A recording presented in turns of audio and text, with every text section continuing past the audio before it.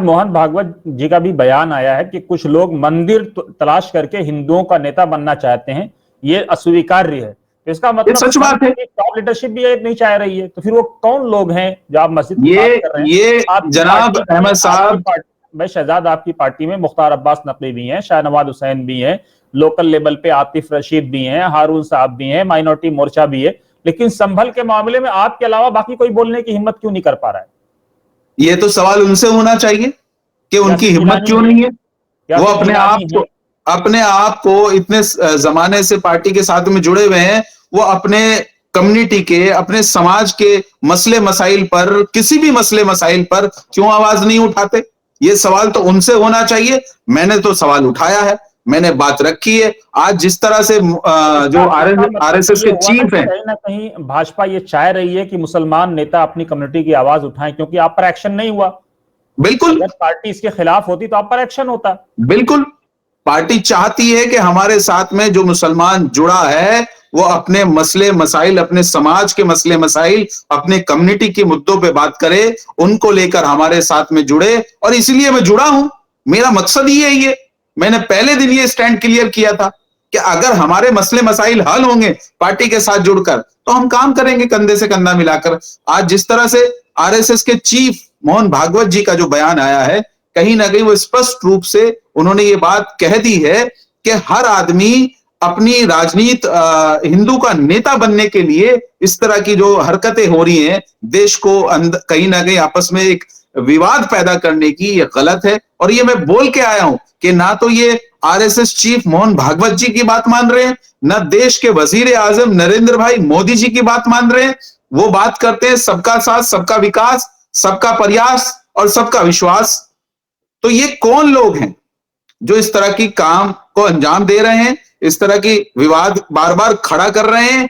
तो ये कहीं ना शहजाद, कहीं जब इनके खिलाफ। मुस्लिम शहजाद जब मुस्लिम मुद्दों की बात आती है, तो चाहे वो किसी भी पार्टी के नेता हो, चाहे वो कांग्रेस के नेता हो, चाहे वो कांग्रेस के सांसद हो, विधायक हो, पार्षद हो, कुरान के मुद्दे पे, इससे पहले बाबरी मस्जिद का भी मामला आया, बाबरी मस्जिद शहीद कर दी गई, कोई नहीं बोला, कोई इसने आवाज नहीं उठाई।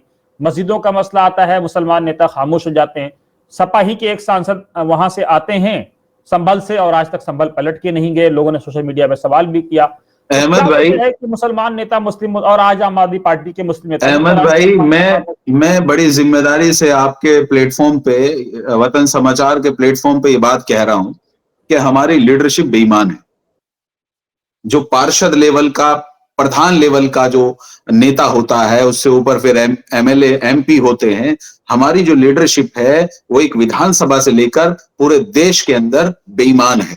98% हमारी लीडरशिप बेईमान है। आप देखिए, जो समाज मुसलमान जिसको नेता बनाता है, फॉर एग्जाम्पल मैं बात करता हूं अपनी विधानसभा की, जैसे अमानतुल्लाह को यहां से विधायक बनाया है, 2 बार जिताया है, तीसरी बार फिर वो मैदान में है।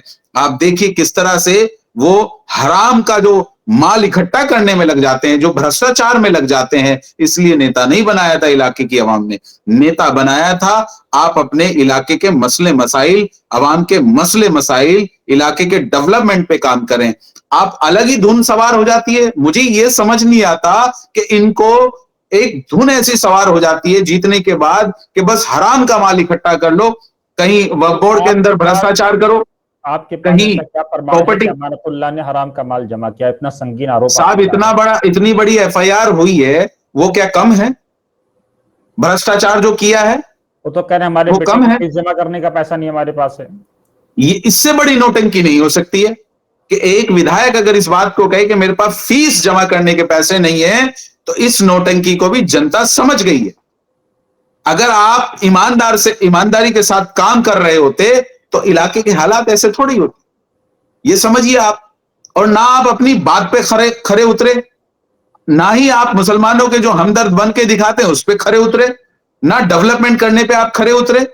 तो ये जो ढोंग है, और इसमें जनता को भी समझना पड़ेगा कि अवाम जो पार्टी के नाम पे वोट करती आई है, उसको समझना पड़ेगा कि पार्टी के नाम पे वोट ना करके आजादी के बाद से सिर्फ भाजपा को हराने के नाम पे जो वोट देती हुई आई है, इसको हमें समझना पड़ेगा। हमें एक अच्छी सच्ची ईमानदार लीडरशिप को वोट देकर मजबूत करना पड़ेगा, तभी हमारे इलाके के मसले मसाइल हल होंगे। हमारे इलाके के जो छोटे छोटे मुद्दे हैं, बिल्कुल बेसिक, आजादी के बाद से 70 सालों से आज तक हम उन्हीं मुद्दों में फंसे हैं।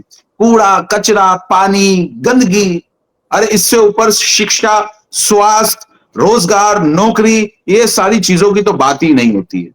बात होती है तो ढक्कन की बात होती है कि हमारे गली में सीवर पे ढक्कन नहीं है, हमारी गली के अंदर पानी बह रहा है, हमारे गली के अंदर कूड़ा पड़ा है, हमारी गली के अंदर सड़कों पे झाड़ू नहीं लगती है। अरे भाई ये सब शहजाद बात हम करते साहब, हैं। अफसोस ये होता है कि जिस कौम ने देश की आजादी में सबसे बड़ा रोल प्ले किया हो, एक मेजर रोल प्ले किया हो, उस कौम की गलियों का नाम गली नंबर 3, 4, 5 ठोकर नंबर, उसके बाद नाम तक रखने के लिए नहीं है, इतना शऊर नहीं है, तो आप उस कौम से और क्या तवक्को कर सकते हैं? देखिए, मैंने आपसे कही ना अहमद भाई, हमारी लीडरशिप बेईमान है। हमारी लीडरशिप ईमानदार होती तो सारे काम होते। लीडरशिप में इसलिए बेईमान कह रहा हूं कि अगर वो ईमानदार होती तो आज जिस तरह से हम मुखर होकर आवाज उठा रहे हैं, आज जिस तरह से अरविंद केजरीवाल को झुकना पड़ा अपनी जिद के आगे, तो इसी तरह से कोई भी मसला हो, हमें पार्टी से बाहर आकर हमें अपने मसले मसाइल पर खुलकर बात करनी होगी, हमें लड़ाई लड़नी होगी, कोई भी हो चाहे। ये हमारी इज्जत और हमारे ईमान की बात है। अगर इसमें भी हम कॉम्प्रोमाइज करेंगे तो हमारा वजूद ही खत्म हो जाएगा। हमारा वजूद ही नहीं रहेगा तो हम क्या फिर नेता नगरी करेंगे? क्या फायदा ऐसे विधायक और पार्षद बनने का? जब आपका अपना वजूद आपके समाज में नहीं है तो खत्म हो गया सब कुछ, कोई फायदा नहीं है। और ऐसा कॉम्प्रोमाइज करके अगर आप विधायक बन भी गए तो क्या फायदा? इज्जत से आपको जो आवाम है, जनता, वो तो इज्जत की नजरों से नहीं देख रही है आपको। आज आप देखिए, विधानसभा ओखला हो या जो आपने नाम लिया पुराने दिल्ली का या उधर मुस्तफाबाद का, कोई भी विधायक हो, इनका कोई भी नेता हो, एक नेता तो छोड़िए, एक कार्यकर्ता या इनके संगठन का कोई आदमी, उसकी भी आवाज नहीं निकली।